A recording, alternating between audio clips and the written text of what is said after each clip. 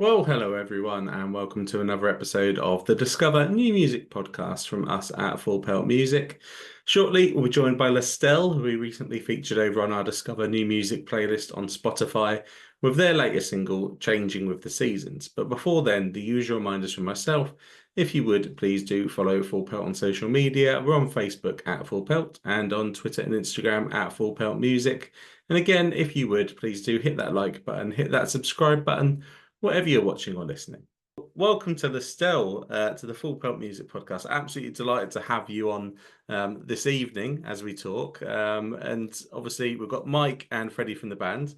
Absolutely delighted to have you on because it's such a great time to be able to talk to you because there's a lot of exciting things for us to run through on this podcast.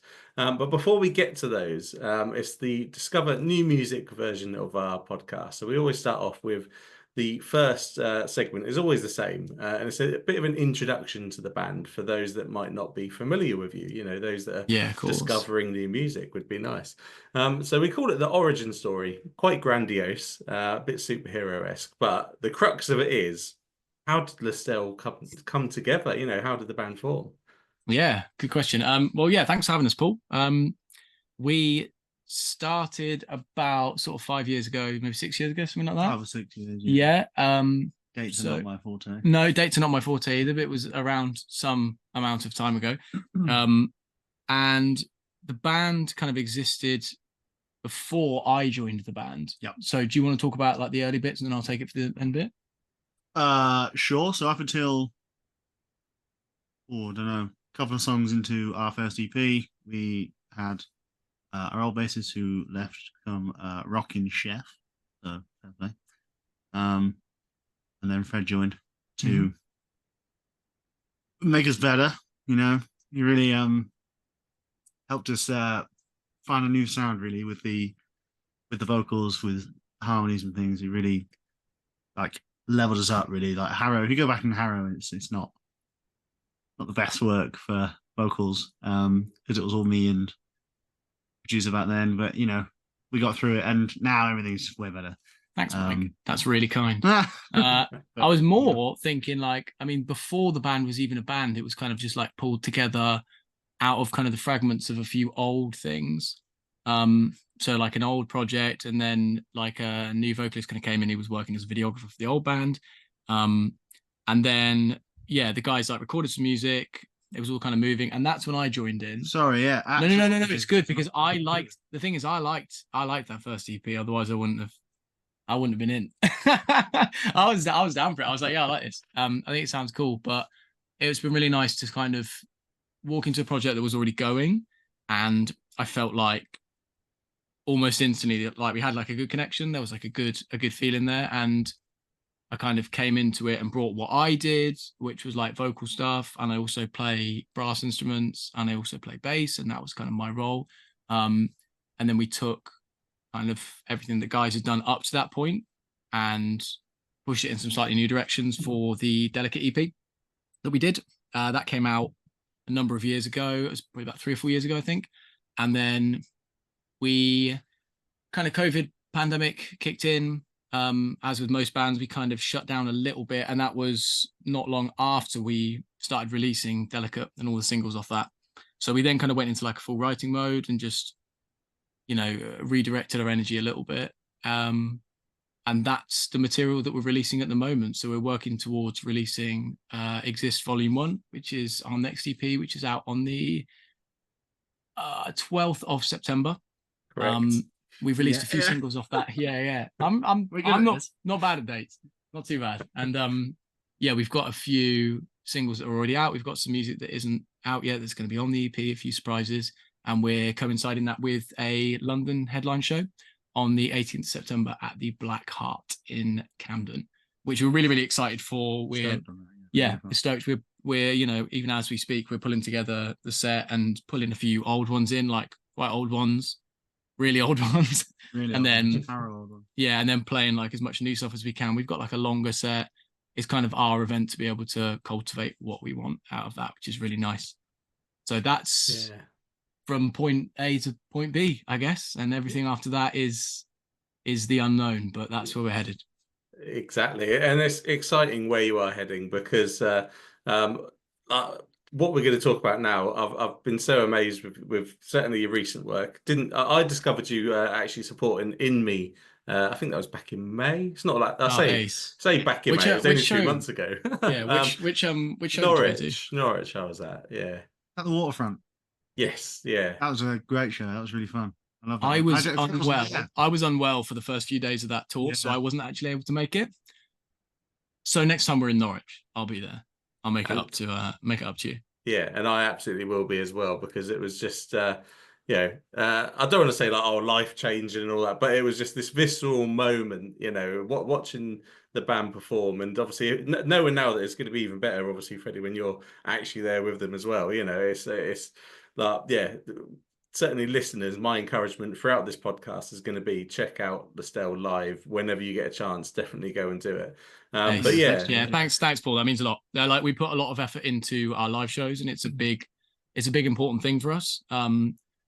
It's a place where we really get to put like the energy, and we write the music for the intentions of playing it live, right? So, having written all this music, it's nice to be able to finally get out there and show people what we're about. In Me Tour was great. Like we had a really good connection with the guys in that band. They were all super friendly, really welcoming, unbelievable band as well. Yeah. Like unreal to tour with a band that you've known since you were like a kid is unreal. They probably don't like us saying this, but now say it. I like it. It was unreal. It's like if they don't meet your heroes, they're just lovely guys. Yeah. And it's just hilarious that Rich learned, like the first song Rich learned on guitar was an In Me song. Yeah. It's just hilarious that we're there on tour. It's a nice like full circle moment, wasn't it? It was just really nice, really fun time. Yeah, so we all enjoyed that. I mean, like I said, I had to miss the first few shows, but made up for it, and the rest of it was really, really good fun.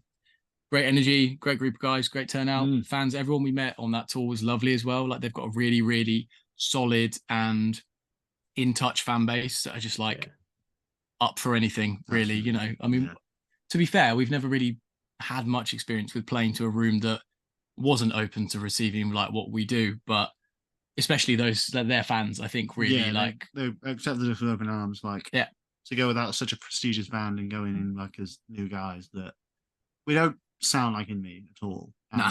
So when we got the offer, we were like, oh, okay, well, it's gonna be a bit weird. Like, hopefully people like us, and it just went well. I think that happens with every tour though. Like, any tour you get, you have this sort of feeling of, is the vibe going to work? What are people going to think? Any show you do, you worry about because we don't sound exactly like that band. Are they going to dig what we're doing? But I actually think that that's not really giving music listeners enough credit, is it? Because no one listens to one genre. This is a big conversation we've had over the last few days as well. I mean, we're headed off to Romania in the morning. We're playing a festival, Rockstad Extreme Fest out there. So by the time this is out, I imagine we'll have probably played that. But it's cool. It's a lot heavier than anything we do. I say that genres don't matter, right? But we're not a metal band. I do not feel like we're a metal band. And there's some really metal artists on there. There is. But saying that, whenever we've been faced with that, we've always been welcomed with open arms. Yeah, so I have no fear that people, because again, the music, the average music listener is quite open-minded and just welcoming. So yeah, it's nice to be able to walk into any space and feel like we can just do our thing. And if people dig it, they dig it. And if they don't, that's cool. Absolutely. That's fine. No one's ever been rude about it. So yeah. Yeah, no, and those rooms no doubt do exist, where there will be a crowd. I mean, I love Iron Maiden. I've got Iron Maiden tattoos, so I'm not slagging Iron Maiden off here, but I mean Iron Maiden are notorious. The fans for Iron Maiden, they set up camp for Iron Maiden. They don't care. They've had some massive support bands, and they do not care. They just want Maiden. But I mean, In Me in particular, the fan base for In Me that has stuck with them. Again, they won't like us saying how old they are, but all these years. It's because they're passionate about music and they are open to new bands. And I was looking at the Rockstad lineup just before we come on to talk, and I was like, interesting to see LASTELLE on there. So I mean, there's some cool bands. There's some cool bands. Oh, on absolutely. There. I mean, but one of the big surprises is I think Sunday they've got Pendulum headlining, and I'm like, it's just cool. I'm like, that's cool. Why not? Why not just have like, so because Pendulum have always kind of bridged that gap between like drum and bassy stuff and like the rocky metal world. So why not? I think people are open-minded and people will just go and have a good time. I might be eating my words, 3 days time. I'll be like, that was the hardest show we ever played. But I imagine it will be. I imagine it will be totally cool. And we've had a few people messaging us and a few fans kind of getting involved in socials and being like, yeah, we'll see there, sort of thing. So there'll be a few faces out there that know what we're up to, and there'll be a few who've never heard of us. Might just be up for a good time, and maybe a good time isn't the kind of vibe we bring. It's more of a depressing time. A bad time. Yeah, we're going to bring a bad time, and maybe they'll... And you're going to enjoy it. Yeah, that's it. Or not. Whatever works. Yeah, the best of bad times, definitely. And I'm sure they'll be well up for it. And funnily enough, actually, Pendulum are one band that I did see play as a support act for Iron Maiden. And I'm sure you can imagine how that went down. Oh, I bet the fans hated it. You were just there like, this is unbelievable. Play Tarantula. And they're like, absolutely not. It was rough, incredible. Absolutely. And speaking of incredible, then nice little segue. We always like to ask about the song that we're featured over on the accompanying playlist for the Discover New Music series, and that for you guys is Changes with the Seasons. So latest single that you've put out. Just again, I've fallen in love with it. Such an amazing song. Listeners hopefully have already heard it. If not, do go and check it out. What can you tell us about that song? How did it come together for you? What's it all about? Cool. Yeah, I mean, to be honest, like you say that, Mike, it's not really, I don't think it's either of our story to tell, so to speak. I will do my best to represent it because it is my song. It's Mike's song. It's LASTELLE's song, but it is also a song that embodies like Adam, our front man, and his relationship with seasonal affective disorder. So he struggles quite a lot with like sleep regulation, that sort of thing, which, as you can imagine, really is difficult. When you're on tour, you're ill, you're tired, like it's rough anyway. And then when you have like sleep issues and stuff, if it's really, really dark, like he's a lot more tired. If it's really sunny, he struggles to sleep. But I think personally, it was like a really brave move of him to kind of say, this is what I want to write a song about. This is the sort of thing I want to talk about. I think that's excellent. Like it's really nice that he felt comfortable enough, at least with us, to be able to share that story and talk about himself. And it's really nice that he's felt comfortable enough to put that out into the world. So yeah, I'm just really proud of him for that. As far as the actual instrumentation as well of the song goes, I think it went through what slog. 8 revisions. Yeah. It changed key a number of times. Mike sung that chorus about 40 times in different keys, each one landing further away.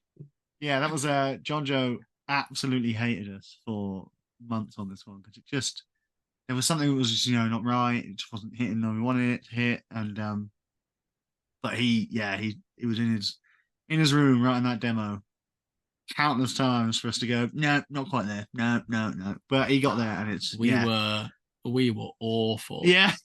We had such a high bar for what we wanted this song to sound like, and he kept hitting it, and we kept saying no. Yeah. But he got there. When we heard I remember hearing the mix of the EP, and hearing Changes was like, it used to be like mine. It's just that song that's on the EP, but it's slowly become one of my favorites just because of the way there is a section in it. If you've heard the song, you'll know like the big instrumental section where it just hits, and that's to me is the LASTELLE sound. And musically obviously there's no vocals for that. But it still hits when I'm like, oh shit, like that hits, and John has absolutely smashed it. Yeah, and Simon. Simon Jackman is the guy who mixed the record, and it sounds mint. We're really happy with the work he did. Did a lot of the vocal production. John Joe, our guitarist, who we've mentioned a few times, did a lot of the production. Comes up with a lot of the writing. We all kind of pitched in on lyrical ideas for all of the songs, so it's quite a collaborative process with us. Absolutely. But especially this one, it was like, a lot of hard work from John Joe's end. So full props to him, I think. Legend. Yeah, absolute legend. Yeah, no, it sounds just fantastic. And listen, it took a while to get there.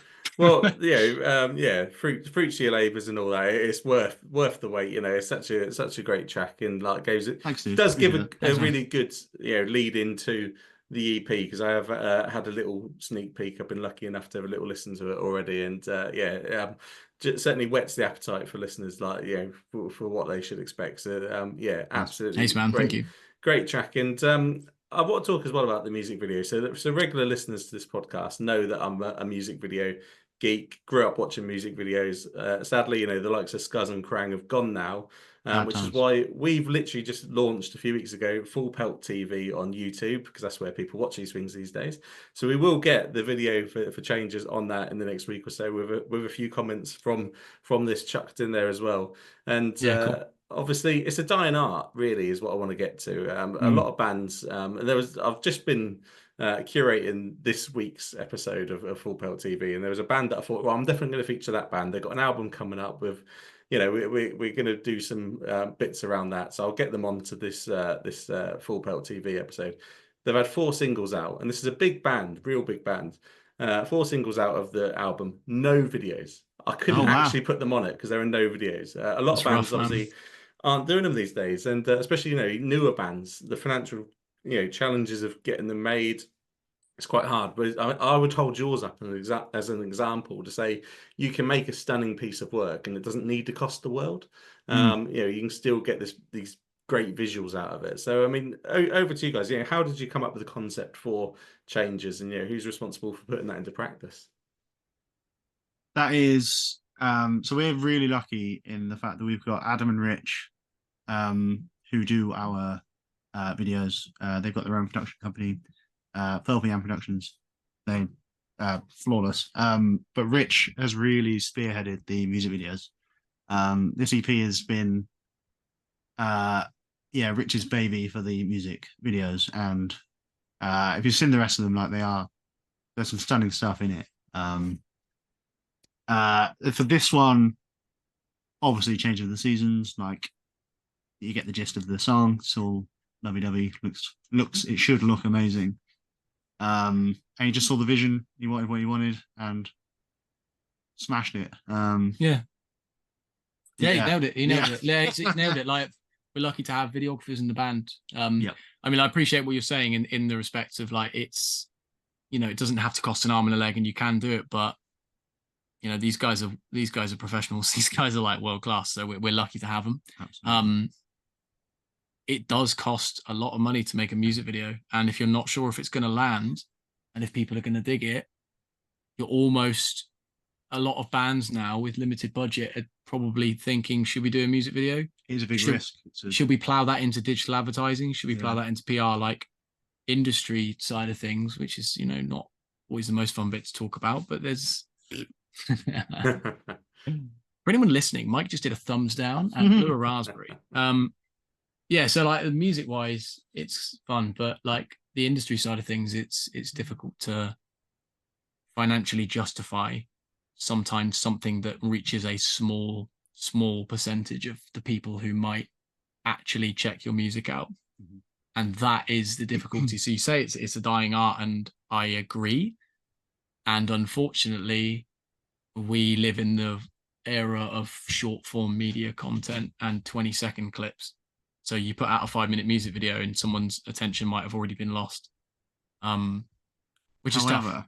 When we started this, band, really, it was something we've always wanted.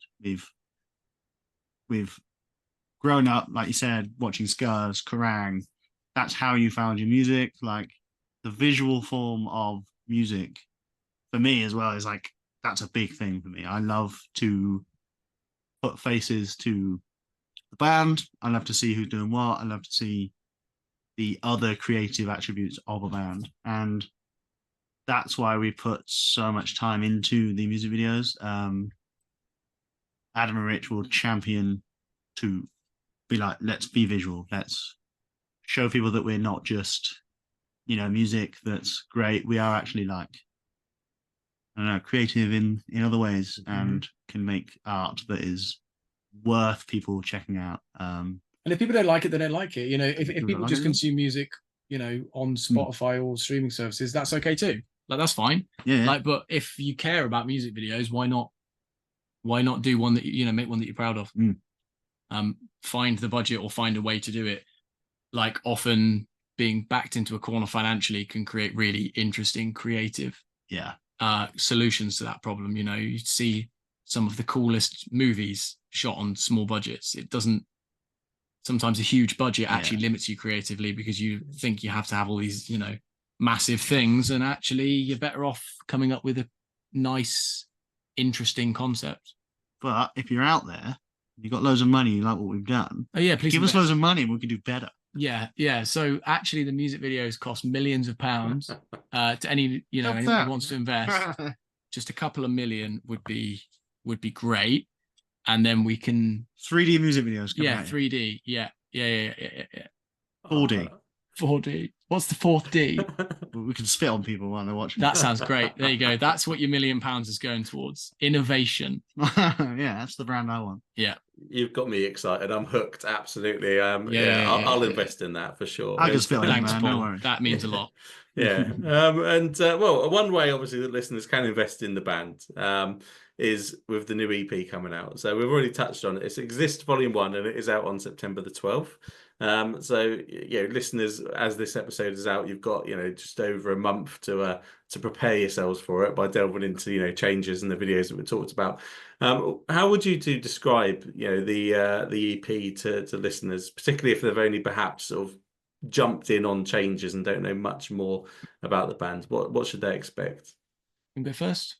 No. I think it's like 20 minutes ish. Ish. I don't know the length of it. It's 20 minutes of, fairly emotive, like post-hardcore with like post-rock influences. Big atmosphere stuff, a ton of vocals, a ton of guitar, and songs that mean a lot to us. And if they mean a lot to other people, that's cool too. And if they don't, then that's also fine. But we wrote the music about things that are important to us, emotionally. We're not like I think every band's got their way of approaching things. And some people talk about, any number of topics. But for us, like looking inward, I think is quite a big part of, like what we put into music and therefore what comes out. So it's a lot of like there's a lot of humanity in the music that we write. That sounds way too pretentious. So otherwise, maybe just like 20 minutes of like cool guitars and washy cymbals. Club Smashers. Yeah, 20 minutes of Club Smashers. That is the last thing I would do. It's actually a dance EP. Yeah, it's a dance EP. When you hear it, you'll be shocked with how much trance is on it. I really hope. Yeah. It's not going to go. Yeah, it would surprise people. Yeah. No, I'd love someone to actually press play on it when it comes out and expect to hear a trance EP. That'd be great to see their face when they're greeted with what comes. I mean, I've been lucky enough to have a sneak peek. I haven't written the review for it yet, but I've made a couple of notes ready for our review. And the one word that really jumped out at me that I just kept coming into my head as I listened to the EP was the word epic. It just feels epic to me. That's the EP. A great word, Paul. Thank you. Yeah, I'll take that. Yeah. So I mean, again, listeners, I will plug LASTELLE throughout this. Listeners definitely need to obviously jump on 12th of September. Jump on that EP as it comes out. And I do just want to ask as well. And you might not be able to say very much on this yet because of the way the industry works, but inquisitively, it is entitled "Exist Volume 1. That to me suggests there will be at least one more volume on the way in the future. Care to comment? I think you can infer what you want from that, Paul and listeners. It's actually just a how we want you to listen to it on Volume 1. Yeah, quietly. 1 out of 10. It's not a name. It's an instruction. Yeah, it's an instruction as to the loudness you should listen to it on. If you're listening to it at Volume 3, you've done it wrong. Mm-hmm. Yeah, I mean, you can infer what you want from that. can't and see. confirm or deny anything, but Well, like, not to confirm. Or... yeah, we're always writing stuff. We're always doing stuff. You know, any band is always looking into the future. So we'll see what happens next. Yeah. But otherwise, play it as quietly as you can and have an awful time. Fantastic answer. I absolutely love it. I really do. And it's always a nice little segue for me to be able to say, you know, with the futuristic questions, yeah, the best way to stay up to date with any band these days is social media. So it should flash up on the video for this as I say it. But you've made my life really easy because it is literally LASTELLE Band across all of the different platforms. So wherever listeners you do your social mediaing, it's LASTELLE Band. Hopefully you'll be able to find that without me, but there will be links in the bio of the episode. Click through, follow the band. That's how you can stay up to date. If there's a follow-up EP that you should listen to at Volume 2, we'll see. Yeah. Now, you get it. So you touched on as well the other thing I wanted to ask you about Blackheart, 18th of September. I love that venue so much. It's such a great venue, obviously in the heart of Camden, like one of my favourite places in the world. What does this show mean for you guys? It feels like a bit of a milestone to me. Yeah, that's exactly it. It's a chance for us to show people like what we are now and where we've before. Like we've played London before, like small shows, whatever. It's never really felt as poignant as it does now. With everything that's going on with the EP, people seem to be digging it, and we want to show you what we're like when it's, you know, our show. We want to celebrate people that are there. We want to celebrate ourselves. We want to just have a good time with it, and yeah, it's gonna be fun. It's gonna be really fun. I won't say too much about it, but yeah, it's gonna be really good. Yeah, I think. Well, scary, but fun. Yeah, I'm sure it is scary. I mean, I'd like to think that you think it's going to be fun. I mean, if you guys think, no, this is going to be rubbish, then it's not a great advert for it. But no, I mean, I said at the start, having caught you once already, I'm definitely going to make the effort to catch you again. Listeners definitely need to come along. And if they can make that show, then that's obviously going to be one of those I was there moments for obviously fans of the band as you guys explode in the future, as you know that will. And that's very kind. Thank you. Yeah, no, absolutely mean it. And we're coming towards the end of our time together. We always start off, as we said, with the origin story. I know it's very sad, but we've got the best segment for me coming up. We always start off origin story. We always finish with something called setlist science. So I'm a music video geek, but I'm also a setlist geek. I love looking at set lists, analysing what bands are playing, you know, and how they've come up with those decisions of what to play, what order to play them in. So the first question is just really, really simple from me. And it's how much importance do you place into the structure of your set lists? So much. A lot, yeah.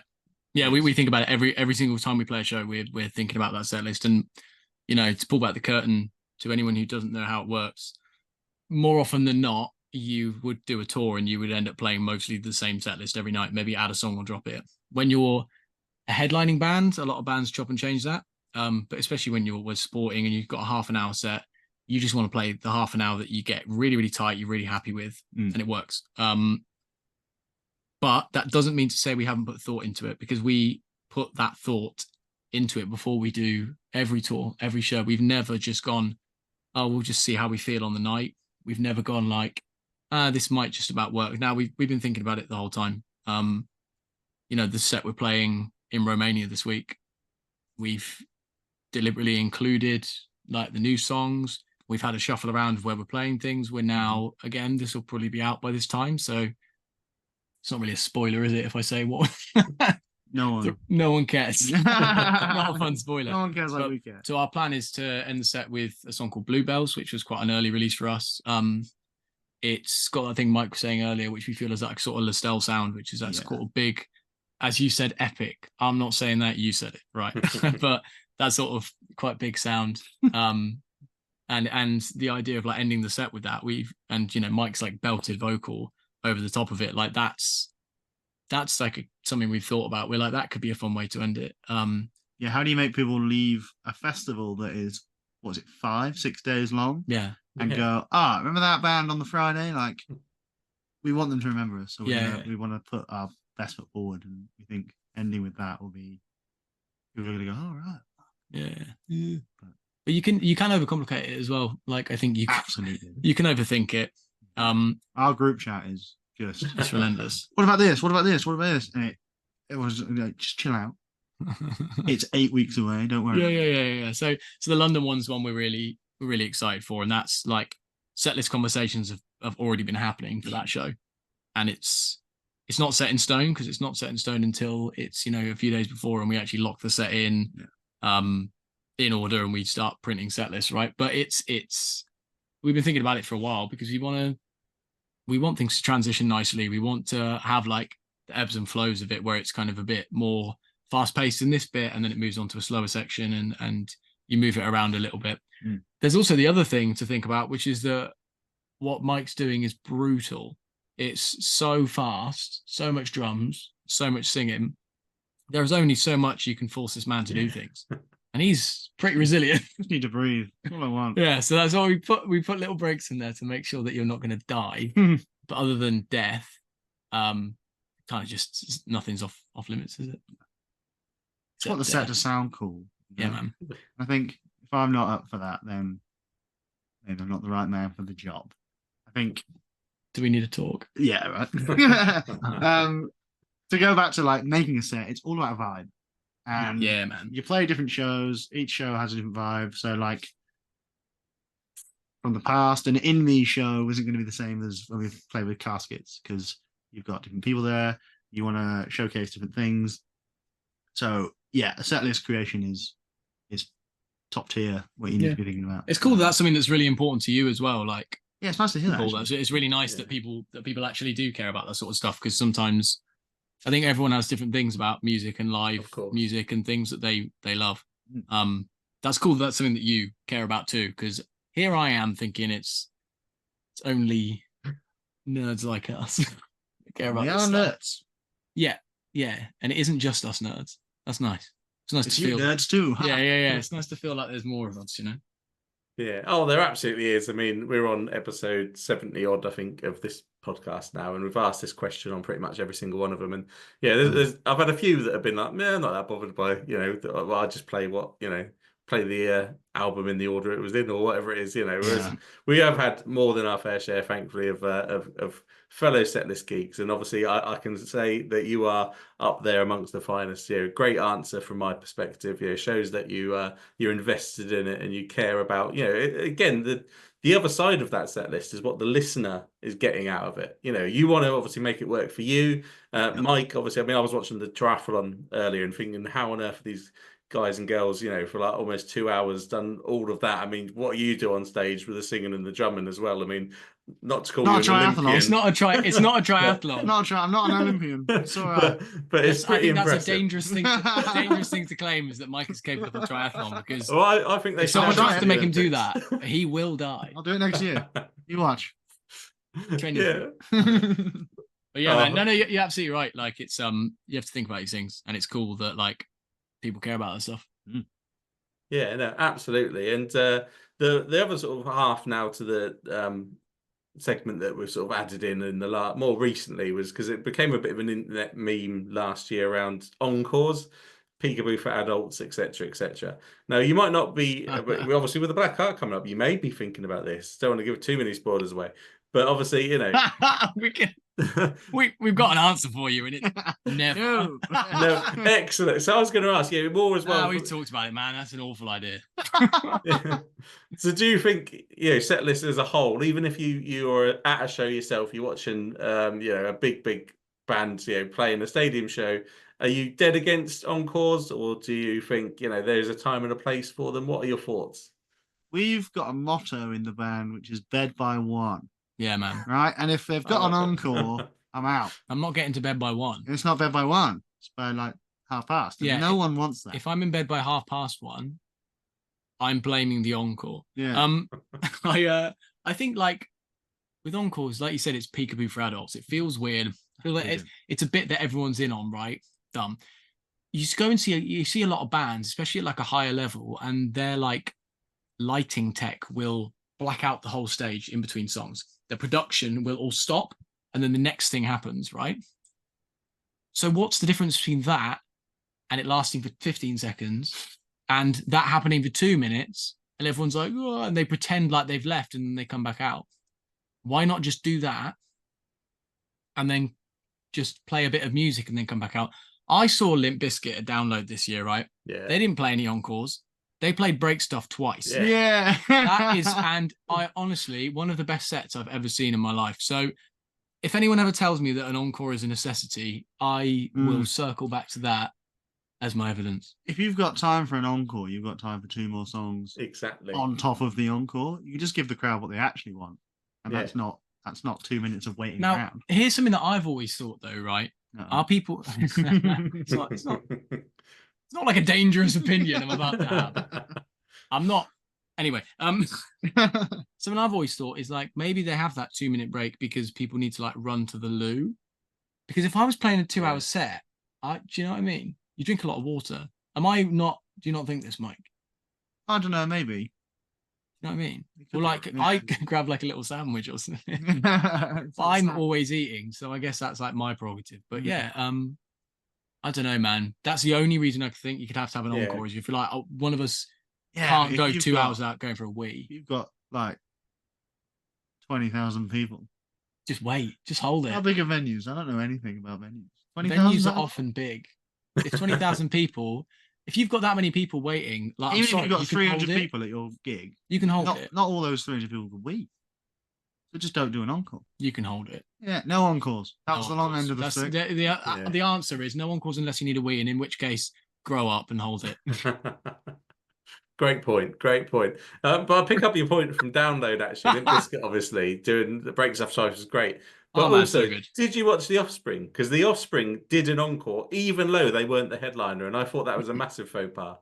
I did not watch The Offspring because they were clashing with someone who I can't remember, and I've seen them multiple times before. I do like that band, so no shade, right? No. I don't. Mike does not. No, and that's fine. If they did an encore, I'd be fuming. You'd be like, I thought they were done. Yeah, I can't see a problem with it any more than doing it as a headliner. It's both situations are equally the worst thing I've ever heard of. Yeah. But hey, if you want to do it, do it. We're not going to shit don't let. What do we know? We're idiots. Yeah. But just know that if you're doing an encore, I'm leaving. Yeah, that's it. We don't know anything. Do whatever you want. However, I'm going to leave your show early if you finish. Bed by one. I might start a petition actually for 10 o'clock curfews as well. Get into bed by 12. Man. You're speaking my language. Oh yeah. I want every gig to start at 5 p.m. Yeah, like 9. Let's do matinee shows. I want to do matinee shows. Yeah, it's the real shame of the music industry is that everything happens in the evening because everything's connected to like bars, and you are fed up with me. No, everything's connected to like bars and like drinking and late night culture.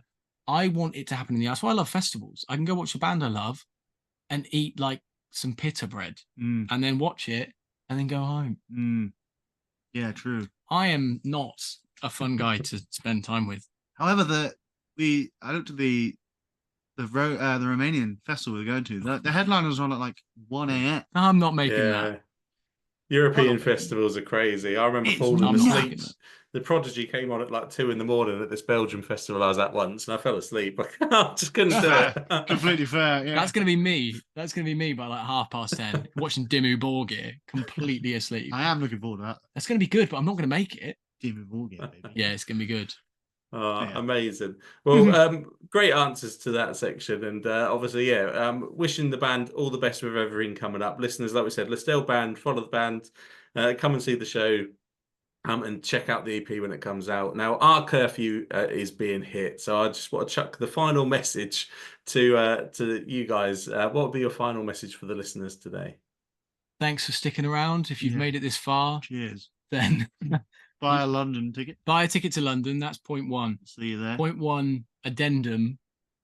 Addendum to point 1 is if you can't buy a London ticket, that's fine. But just listen to the EP. That's cool too. Yeah, that'd be cool. Yeah, thanks for listening. Anyone who's heard of us, we appreciate it. Like we do see comments, we hear people, we see messages. Like we hear that stuff. It actually genuinely is. It's great to see. And anyone who's never heard of us, then. Thanks for sticking around for a whole podcast of someone that you've literally never heard of. That is a crazy thing to do. You are mad, and we love you. So thanks for being rad. Mate. Yeah, fantastic final message. Thank you both for giving me your time and joining us on the podcast. Thanks for having us. Cheers for having us, Paul.